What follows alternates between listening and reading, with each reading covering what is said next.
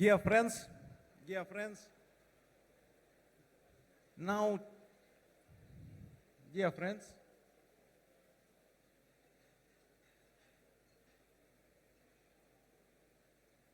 now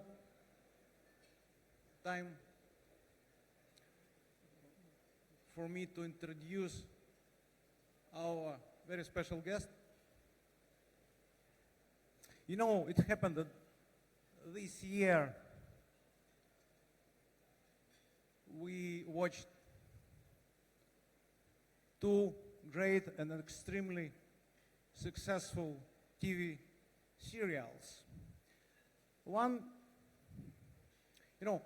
producer of one very successful TV serials already made his performance this morning. You know this serial, Servant of the People. But all the planet watched one of the most successful ever TV serials, and also related to Ukraine very strongly. And now it's my personal pleasure and great honor to invite on this stage creator, screenwriter, and general producer of the TV serial Chernobyl, Craig Mazin. Please welcome.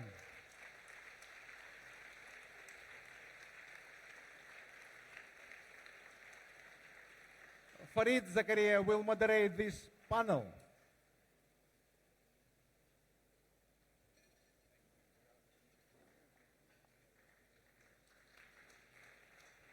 And I just want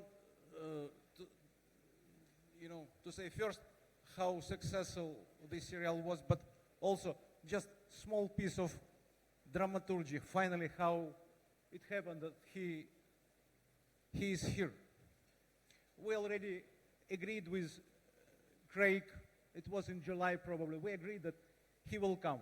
For him, it was really interesting to meet Ukrainians, to talk for our guest of this conference. He heard about this conference. I was really proud about that. But I think it was one morning, late July, maybe early August, I don't remember, first days of August or late July, I received a mail from him. And he wrote to me, Victor, good news and bad news. And I'm already experienced guy. I knew that bad news, he will say something that unfortunately because of something I cannot. Great news was, of course, that this TV serial Chernobyl got 19 nominations for Emmy. Emmy, this is the most important award for TV products. This is record for TV serials. But he said, oh, it's great news, yes. But unfortunately, the ceremony, award ceremony, exactly, coincide with our conference. Exactly the same weekend. And he said, Victor, you understand, I have to be with our team. I said, yeah, I understand, but okay, let's think about this creatively. And we find solution. We agreed that he will participate in our lunch here in Kyiv, but he will have dinner tonight in Los Angeles. It's really sometimes helpful that we have 10 hours difference. Yes, it's a huge jet lag, but at least. Okay, now, just for a few hours, with us, creator, general producer, and screenplay creator, Craig Mazin. Farid, floor is yours. Please, dear friends, please welcome one more time and let's enjoy this.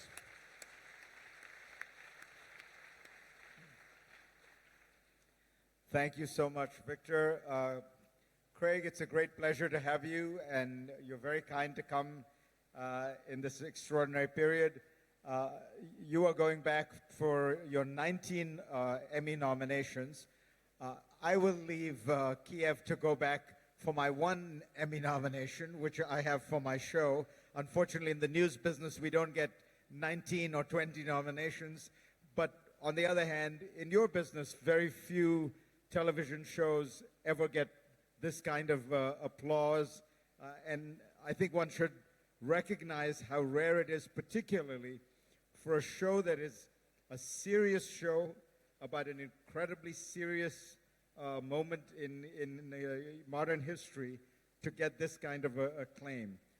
What do you think explains that? When you made this show, did you think it could have the kind of impact it has had? No.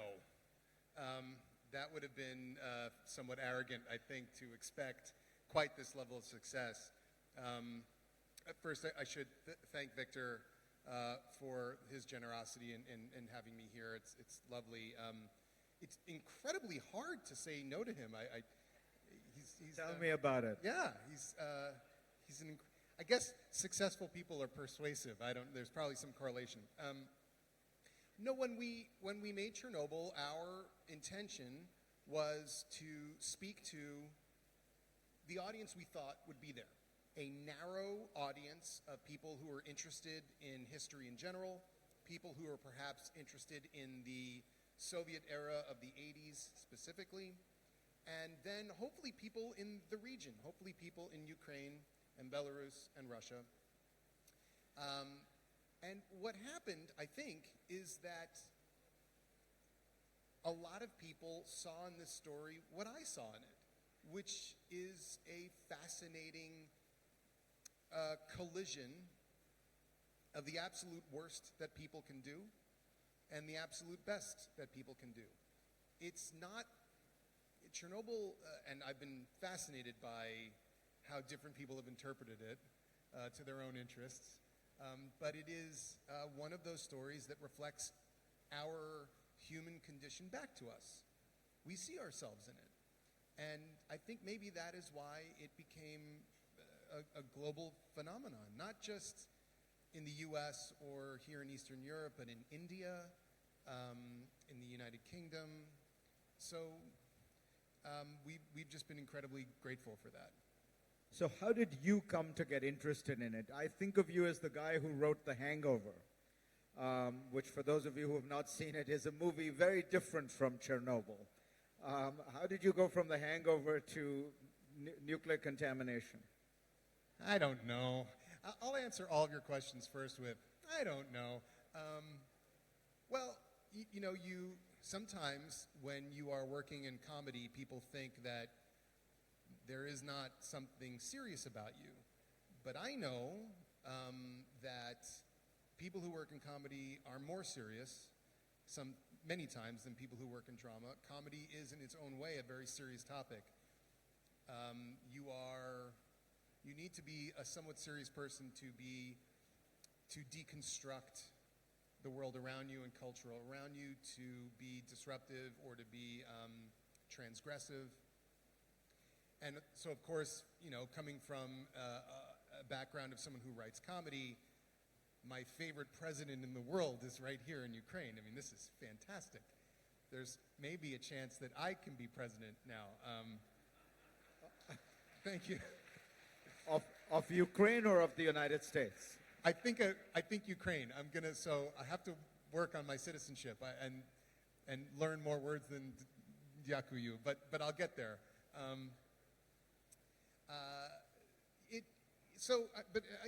I've always had these interests, and I read.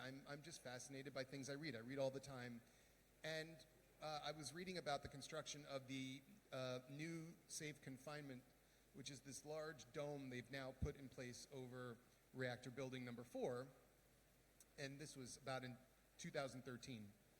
And it occurred to me that I knew that Chernobyl exploded, but I didn't know how or why, which is a very odd thing, because if I asked anybody here, how did the Titanic sink, they will all know. But very few people knew why and how Chernobyl exploded. So I just started reading, and there were 2 facts that grabbed me immediately. One was that they were running a safety test, which I thought was remarkably ironic, And the other was that the man who was put in charge of supervising the cleanup took his own life 2 years to the day of the accident. As a writer, when you hear or read something like that, you think, well, there's a story, but what I was not prepared for were how many stories there were, how many remarkable stories there were. And I felt as if I had uncovered this secret war that no one had really shown in all of its horror and also all of its human beauty. And that's how it started. And it seems to me you use the word secret, which is at the heart of this, it seems, which is, I think, the heart of the power of the series and the appeal is that what you have got at was something that the Soviet Union tried very hard to suppress. That the story is really about truth versus transparency, truth versus honesty. How difficult was it, even now, to get at that truth? It is difficult to get at any truth because of its elusive nature. The problem that we have as humans is the moment we tell a truth to someone else, we have changed it. Just by saying it, by putting it in a narrative form, we are changing it. In the case of something like Chernobyl, it's triply hard because you're hearing people's versions of the truth, and also there are certain facts you will never get to because they have been suppressed or they were just lost. The Soviets, for instance, did not keep particularly good records of the names and fates of many of the men who were sent to the exclusion zone to clean it up. So who are they? And what happened to them? So we rely in part on first-person accounts. It's up to the artist and the writer to try and determine who seems true and who maybe doesn't. And we would generally default to less dramatic. We never wanted to go for the most dramatic version because when you're telling a story like Chernobyl, you don't need to. The truth is dramatic enough. But we did have the benefit of some books written by former Soviet nuclear physicists who were sent into the zone as well. Individual accounts, a wonderful book written by Belarusian author Svetlana Alexievich called Voices from Chernobyl, which is an incredible collection of first-person accounts from people, politicians, citizens, soldiers. So through an aggregate of dozens and dozens of sources and documentaries, you begin to piece together the best version of the truth and the most honest version that you can while still being able to tell the story. There are some changes we had to make to tell the story, but the other thing that we did was do a podcast along with the series where I could say, by the way, here's something that's different from the truth and here's why. I thought it was important to be accountable to that. So for those who haven't watched the series, what is the story that moved you most? What is the, is there a rosebud in Chernobyl that for you was the nugget? There was. There was a firefighter named Vasily Ignatenko, and he was in his early 20s, and he was a member of the paramilitary fire department that served the region there, and he was one of the young men who was called to the scene that night. They were not told that there was any radiation. They were not told that the reactor had been involved at all. They were told there was a fire on the roof, which made sense to them because the roof was covered in tar. It was not supposed to be covered in tar, but the game was that you were told by the Soviet state that you needed to construct a nuclear reactor by this date, and it needed to have a fire-proof roof, but also we're not giving you the materials for that, so we'll pretend you did it, and you'll pretend you did it, but we both know you didn't do it. So they think there's a fire on the roof. When they get there, it's pretty clear pretty quickly this is not a fire on a roof. Some of these guys didn't forget protection from radiation. Some of them didn't even have their coats, They were just in simple white shirts. And some of them didn't even have helmets. And so Vasily was one of the men who understood what was going on that night and stayed and put out the fire as best they could. And the story of his wife, Lyudmila, is quite a beautiful one and quite a touching one. What happens to him? He dies, like so many of those men did, and it is a terrifying, terrible death. And I think maybe the cruelest kind of death, because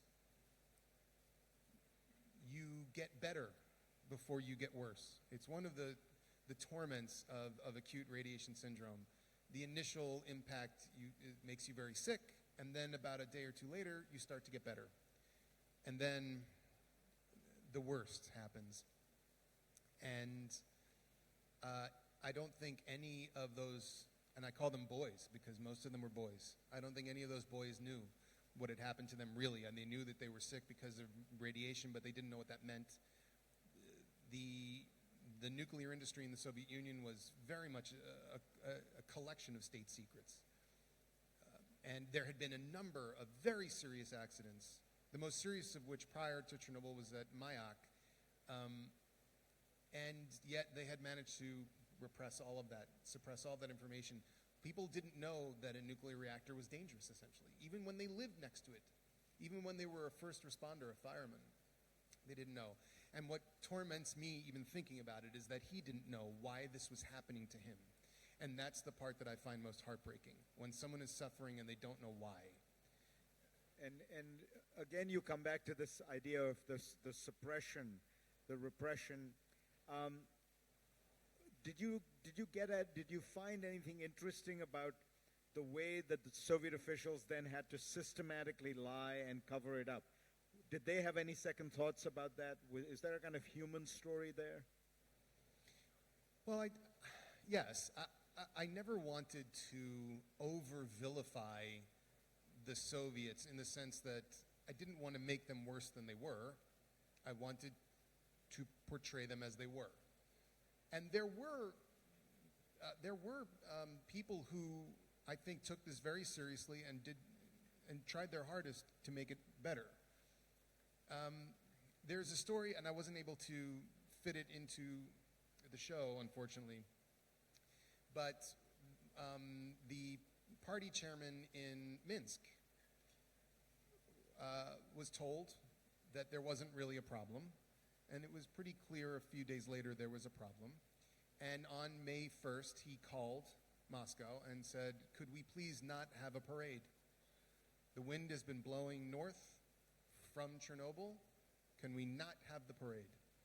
And what he heard was, no, you're having the parade, because we don't want there to be any indication that anything is wrong. In those moments, you find human beings who are stuck in a system. And can I blame that man? I don't think so. I don't think there was any way for that one man to stop that parade from happening. But what must have he felt like? Marching with them and children under that sun, with that breeze and that wind. So I think the Soviets did what they do, which apparently isn't that different from what happens now when there's a nuclear explosion in Russia, which is to clamp down. But this one was so big, there was no way to keep it a secret from the rest of the world. So the rest of the world knew much more than the average Soviet citizen did. And in your doing the research, did you find that there were still people who tried to make it difficult for you to get at the truth?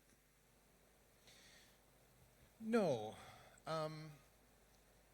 I've often wondered what the general attitude was about the show that we were doing. I always felt that we would generally be left alone. We were making a show about a nation that essentially doesn't exist. I mean, we can argue that its legacy continues now, but we're not making a show about the Russian Federation, we're making a show about the Soviet Union. And all of the heroes are Ukrainian, Russian, they're Soviet citizens. It wasn't really until the show became popular, I think, that there was any kind of feedback. But no, in general... And describe the feedback now from Russia.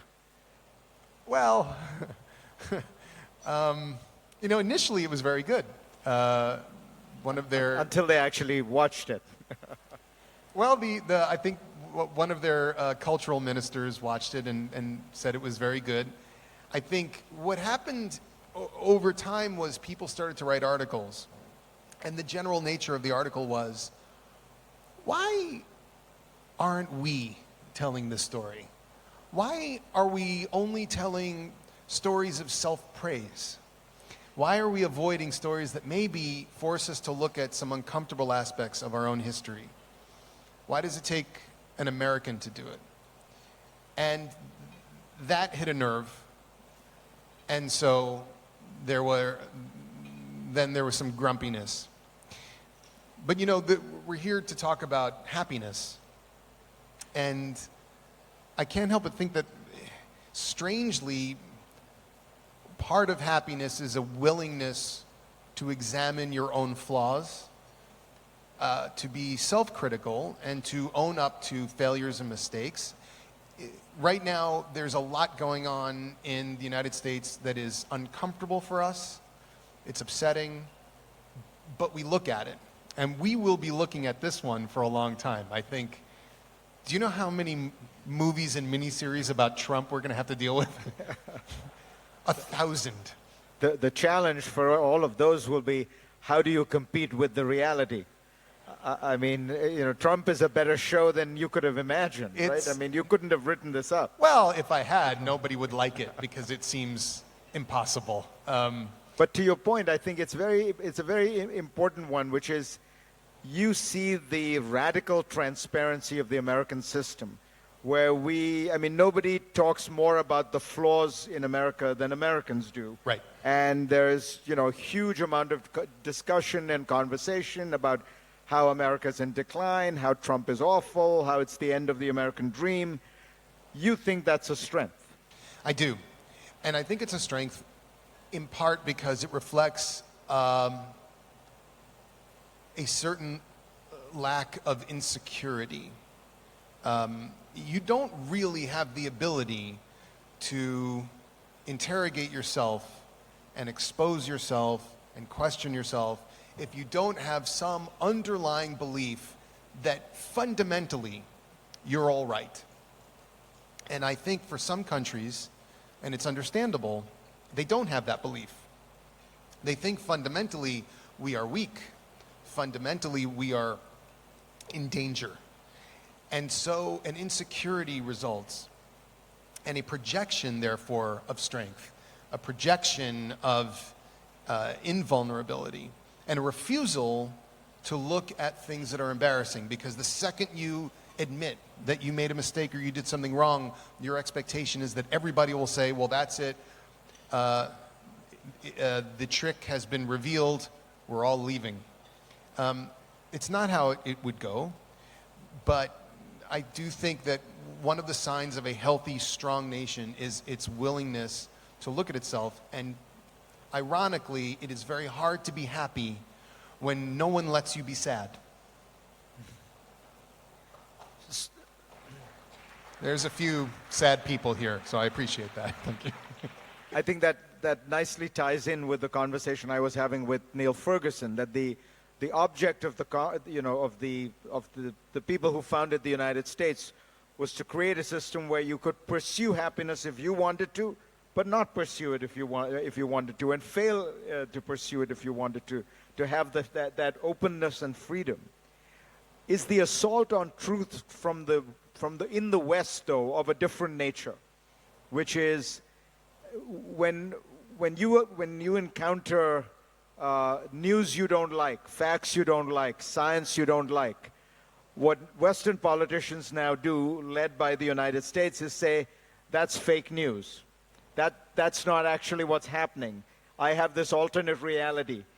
Is that a danger, or is that trivial compared to what was going on in the Soviet Union? It's actually identical to what was going on in the Soviet Union. In the show, at the very beginning, Jared Harris, who plays Valery Legasov, he says, the danger of all these lies isn't so much that we believe the lies. The danger is we don't recognize what's true. We give up. And that is the tragedy. In the West right now, what we're experiencing is we are experiencing a confusion. If they can hide the truth at every turn, then either you retreat to your corner and you have tribalism, or you become cynical, which is the end of happiness. I'm very much a skeptic. I'm as skeptical as someone can be, and I am as anti-cynical as someone could be at the same time. So what we have to do essentially is be aware of the danger of narrative, which is it's all we really have. So we're never going to get away with it. I mean, when you guys do a story, it's a news story, and you have to put it in a narrative. You have to, or else no one will listen or understand it. But at least we need to be aware of how those narratives function, and hopefully, and I'm going to be optimistic, by going through this terrible process, we will be able to come out on the other side more skeptic, smarter. I mean, remember, it's not new.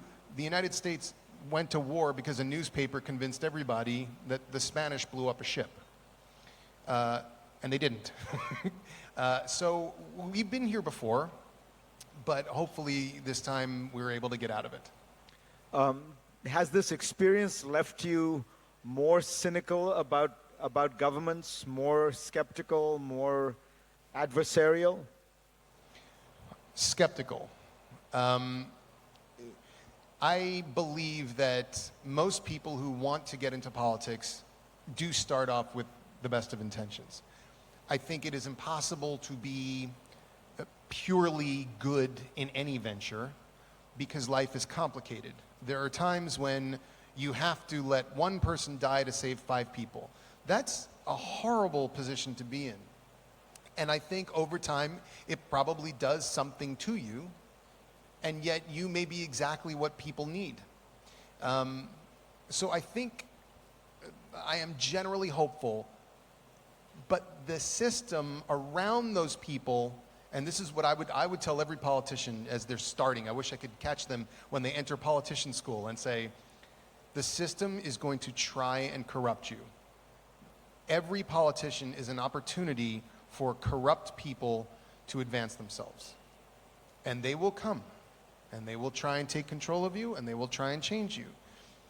Corruption is ultimately the poison that can enter your veins. And so there's compromise, I understand. Corruption is the enemy. So what's your next project? Fukushima? Everyone always says Fukushima. Yeah, I did a show about the worst nuclear disaster in history, so now I'm going to do one about the second worst nuclear disaster in history. I think you should do Hangover 4. Well, I think more people would see it. Actually, Todd Phillips, who I did the Hangover movies with, just did this movie called Joker, which won the main prize at Venice, where we've both gotten very serious in our old age, I guess. I think, I can't say specifically what it is, but the next story that I'm going to do will be an American story, but from a much different time period. And it will very much be similar to Chernobyl in that it's about a different time and weirdly a different place, but about now. I mean, my obsession is trying to understand what's happening now by looking at moments from our past that don't seem necessarily to be like now, but are, like Chernobyl. And this is, I know you have incredible historians in here, world famous historians, so they're hearing me say this and saying, oh, that's what we do, dum-dum, but you know, I'm starting, I'm new. So when you're talking about a place like the Soviet Union, getting at the truth, is hard because the government has suppressed the truth, because people have been cowed into being silent, and you have to get them to open up, and you have to get them to find a way of talking.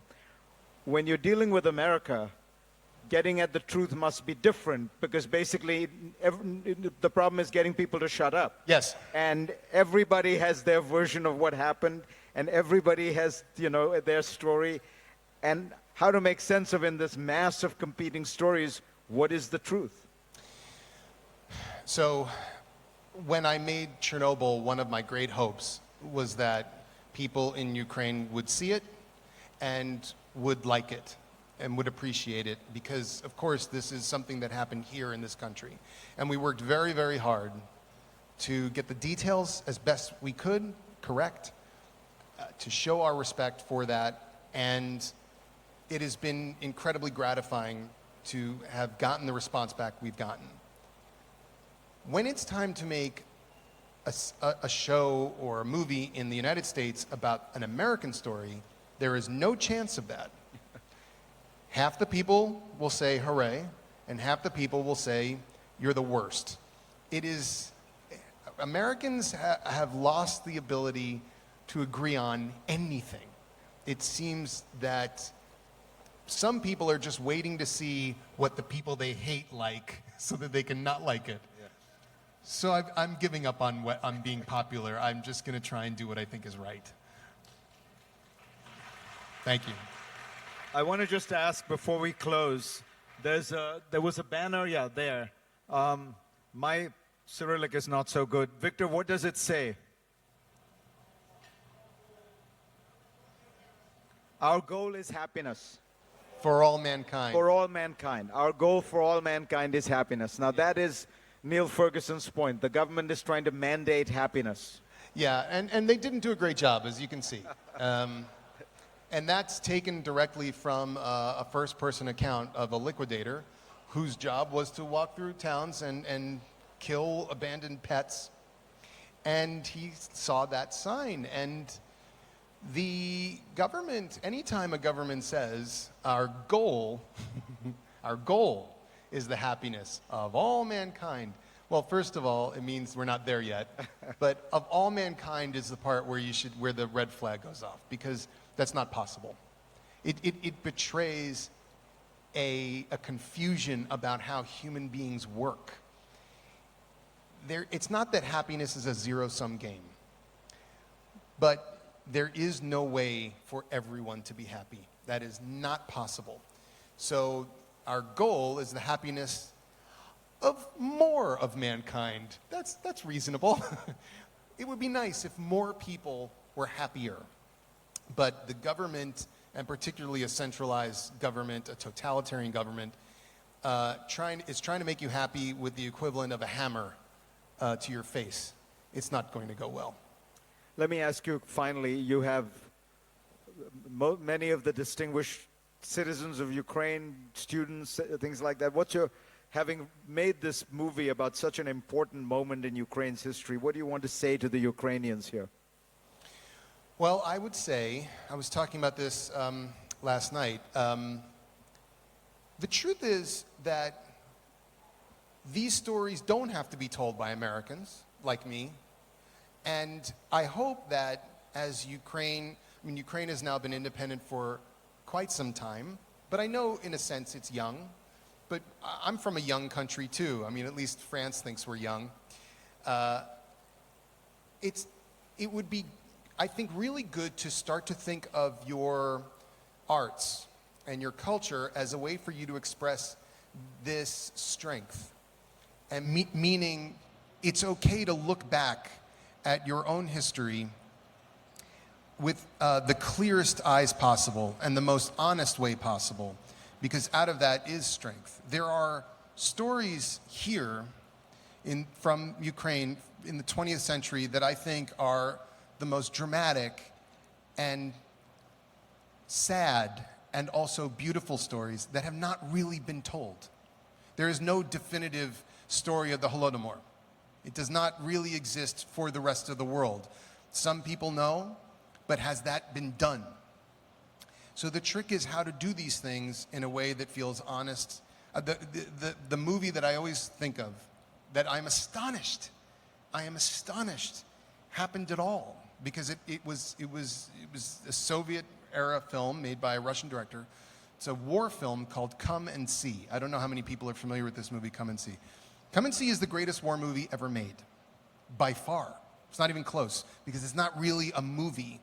It is an experience of what it was like being a Ukrainian or Belarusian partisan in World War II under Nazi occupation, and it is terrifying, and it is nothing like a war movie. There are very few gunshots. There's no storming of beaches. It's about a boy. It's about a 14-year-old boy and a 16-year-old girl. But it's true, it's honest, and it's not afraid to show its citizens in a way that they're vulnerable, in a way where they're losing a war. That's okay. That's okay. So I would say, all I'm really qualified to talk about is making film and making television. So for people here who could sponsor such things in Ukraine, or for people, you have a wonderful filmmaker who was just recently released from prison, so congratulations. That's you, yes, you, yes.